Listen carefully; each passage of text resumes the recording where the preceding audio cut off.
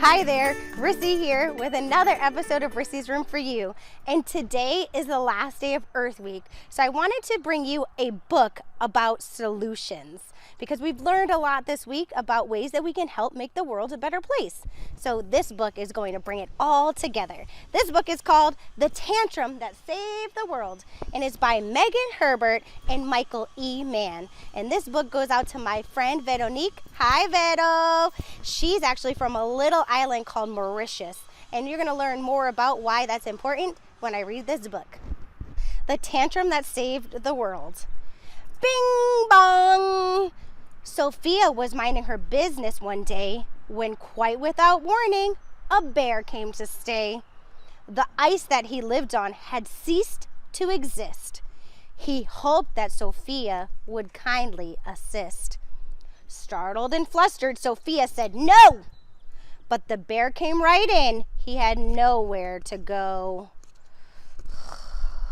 Bing bong! More out-of-towners arrived needing aid, asking if it was all right that they stayed. Somehow the seas have flooded our land. The kids ran right in. They were quite out of hand. Sophia attempted to turn them away. We've got nowhere else, was all they could say. Unwelcome arrivals showed up all day long. Bing bong, bing bong, bing bong, bing bing bong.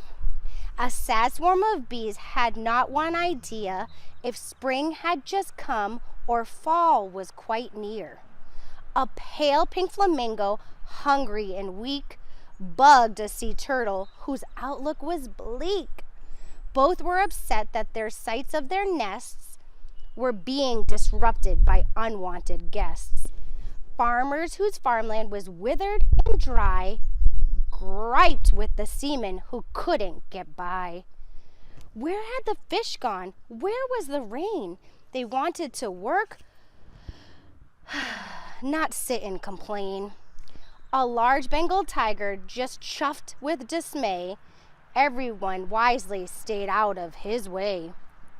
They all turned to face her with hope in their eyes, expecting Sophia to halt their demise. I'm just a kid. What can I do? Someone must help us. It's now up to you. Sophia by this time felt nothing but stress. Her day was disrupted. Her house was a mess. She had no idea how she ought to begin to help them all out of the bind they were in. Unable to put up a front anymore, she went to her bedroom and slammed shut the door. Hiding and fretting, she couldn't think why. These folks were resolved to gray up her blue sky. She wanted to scream and to act uncontrolled, but tantrums were pointless. That's what she'd been told. Still, it wasn't Sophia's fault. They were in strife. She'd tell them politely to get out of her life. But what she saw was next brought Sophia up short. They weren't here to spite her. They needed support. All of a sudden, the girl understood. Good will cost nothing and does nothing but good. Now that she'd realized compassion was key, Sophia would call on the powers that be. Let's go, said Sophia. Next stop, City Hall. The grown-ups would sort this mess out once and for all. I need an appointment regarding this fauna who've noticed our planet's becoming a sauna.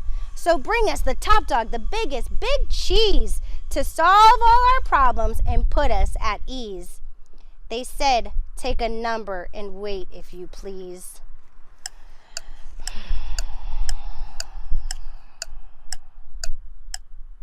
Sophia attempted to move things along.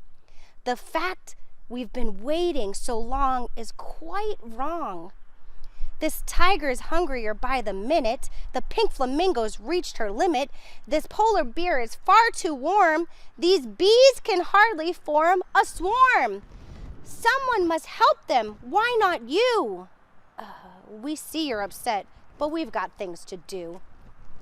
Sophia felt beaten, forsaken, and floored. She hadn't predicted that she'd be ignored. Again, she felt feelings of rage amplify, but she squashed them back down and started to cry. That's when her friends rallied around to support her, explaining their stories to make the wait shorter. Suddenly, she saw how each tale was connected, that everyone loses when one part's neglected. How would she feel if her land were depleted, her food disappeared, her home overheated? And what was to say that she wouldn't be next? She'd already noticed weird weather effects. How could they ask her to sit there and wait? If they dilly-dallied, would it be too late? Sophia thought deeply and then made her choice.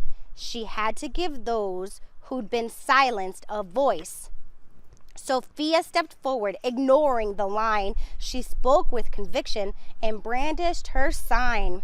When someone else suffers, the whole world's affected. The earth is our home. We have to protect it. Despite her sound logic, she still was deflected. Your sentiment's sweet, kid, but what you don't get is fixing these problems will put us in debt. We've done all we can, they said with condescension. The issue is far beyond your comprehension. If you've got something you still need to say, send in a form and we'll file it away. Pushed to the limit, Sophia saw red. She felt disregarded and scorned and misled. She did understand what this was about. It was her future they planned to sell out. Sophia's strong feelings smoldered once more, and this time they'd gotten too big to ignore. Raging with purpose, her banners unfurled, she kicked off a tantrum to save the whole world. It rumbled down streets into towns of all lands. It echoed in forests, on glaciers and sands. People and creatures alike felt its force. They ditched their distractions and looked for the source. And there was Sophia, a miniature for, telling the multitudes how they could do more. Cooperative action could turn this high tide. They had strength in numbers and right on their side. Sophia assembled and rallied a team. Working together, they drew up a scheme of practical things they could do every day to have an effect in a positive way. They told their officials inside City Hall to pass laws with foresight to better them all. They all told more people who told more folks still.